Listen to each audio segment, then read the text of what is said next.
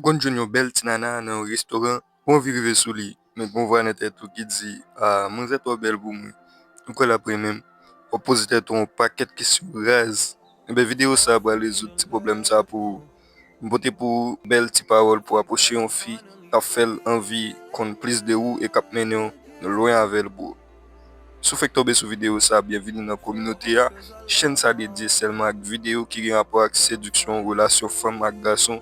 Sou interese ak tip video sa yo, abone pou pa rate anyen sou nouvo video mbal pote yo. Premier sa pou fe se gade l de loin, de tan zan tan, fel remake, make prezans sou bo, fel senti kwa vin pa lavel. Badzo fiksel nou, men jos aji an mal alfa.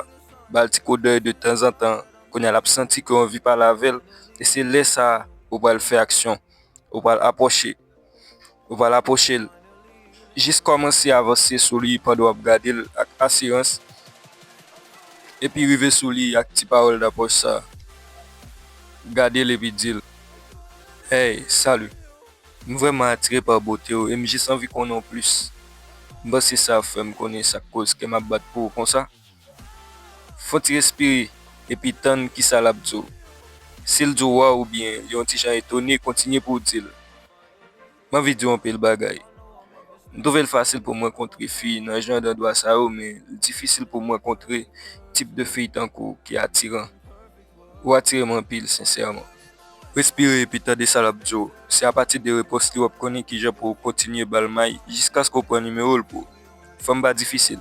E soufi ko gen kran epi paker de sa yon fom ka posede ou, fraz d'apoy sambol la a fò evite pedi tak fom ki pa interesa avò koz. Ou geta meton pion pou fel konen ki ou remel, son pa dil sa direktman. Baz, se fom sa interesa avò, baz, la bon numero e la menaj ou kanmen.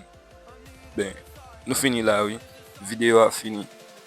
Sou men video a, bal yon like epi abone, sa apè deman pil pou mpote lot bel video pou mlage piye mwen baz. Napwen nan lot video. Frap.